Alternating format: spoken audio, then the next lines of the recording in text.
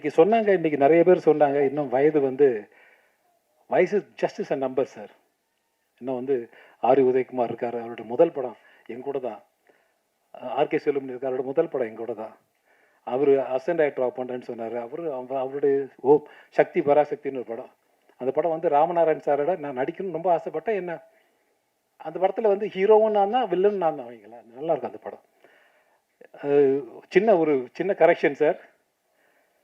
நீங்கள் ஒரு நடிகரை நடிகராகவே பார்த்துருவாங்க, நகைச்சுவை பண்ணால் நகைச்சுவை பார்த்துருவாங்கன்னு. ஆனால் என்னால் மட்டும் பயங்காட்டவும் முடியும் சார். என்னால் பயங்காட்டவும் முடியும், உங்களை பயமுறுத்தவும் என்னால் முடியும். அதுவும் அந்த கலையை எனக்கு கற்றுக் கொடுத்தது ஆர்கே செல்வமணி, இந்த பக்கம் ஆர் உதயகுமார் தான்.